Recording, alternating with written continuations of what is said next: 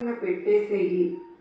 ఎందుకంటే ఇతని వల్ల నీకు ఇంకొక అపాయం అనేది పొంచి ఉంది.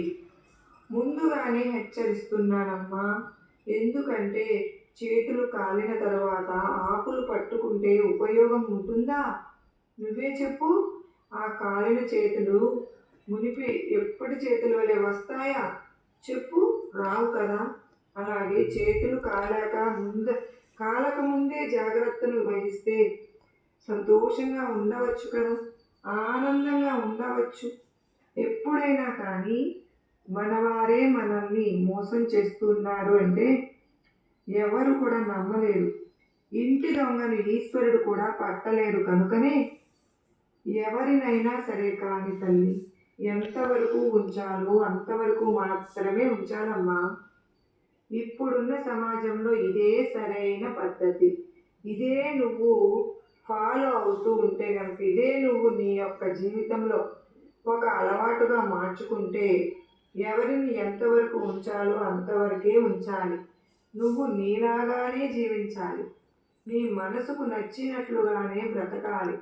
నువ్వు నీలాగానే ఉండాలి కూడా. అప్పుడే సమాజం నీకు సలాం చేస్తుంది.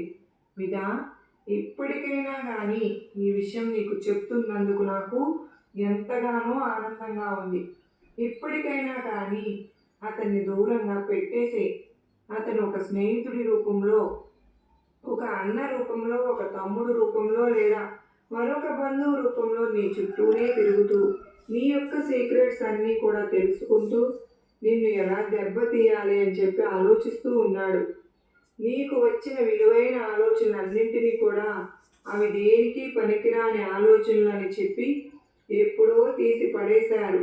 అదే ఆలోచన నువ్వు అమలులో పెట్టి ఉన్నట్లయితే గనక ఇవాటి రోజున నీ యొక్క స్థాయి మరొక రకంగా ఉండేది. నలుగురిలో విలువగా తల్లి, ఇప్పటికైనా కానీ మించిపోయింది ఏమీ లేదు. నువ్వు సాధించాలి అనుకున్నటువంటి జీవితం ఇంకా ఎంతో ఉంది. నువ్వు సంతోషంగా గడపాల్సిన జీవితం కూడా చాలానే ఉంది. అన్నీ కూడా నువ్వు కోరుకున్నట్లుగానే జరుగుతాయి. నీ మనసుకు నచ్చినట్లుగానే జరుగుతాయి. దేని గురించి భయపడకు, దేని గురించి ఆలోచించకు. నీ భర్తలో మార్పు కూడా వస్తుంది. నీవు కోరిన ఉద్యోగం కూడా వస్తుంది. సమస్తము నీకు నచ్చినట్లుగానే జరుగుతుంది. అర్థమైంది కదూ? సంతోషంగా ఉండు, ఆనందంగా ఉండు. అతన్ని దూరంగా పెట్టి ఆ అపాయం నుంచి తప్పించుకో.